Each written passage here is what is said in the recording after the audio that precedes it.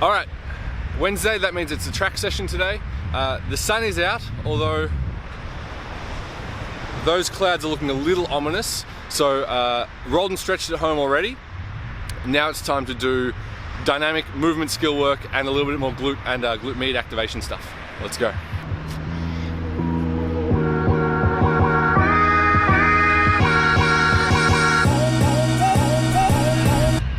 I couldn't find my blue band at home, so I'm going to have to be a little creative with my glute med work.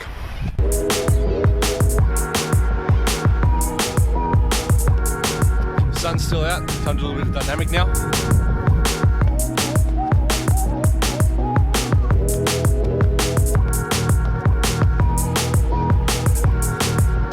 Warm, ready to go.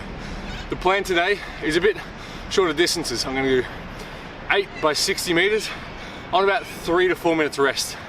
We'll see how the first couple feel.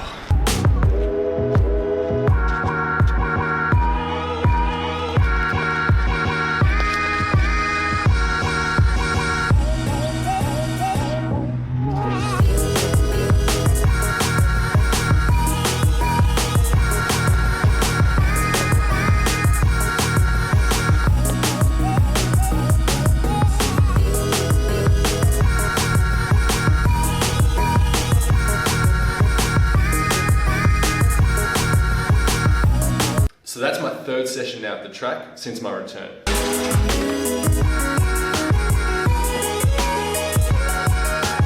If I graph these for volume, they look something like this. 400, 600, and then today was actually a drop in volume back down to only 480 meters total. If, however, I change that and graph it for intensity, now you can graph intensity a few ways. You can use RPE, which is a nice way, but for me, all three of these runs felt about an 8.5, but for different reasons. Instead, I'm going to use speed as my measure. So the first one, the 400, that was done in 75 seconds, which gives me a speed of 5.3 meters per second.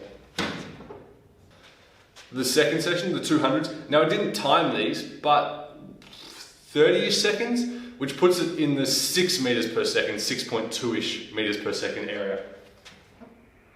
And then today, 60 meters at that sort of pace, that 85% intensity, is probably going to be somewhere around the 8 to 9 seconds, which if it was 8.5 theoretically, then that meters per second would be somewhere around 7. So this time, if we graph intensity,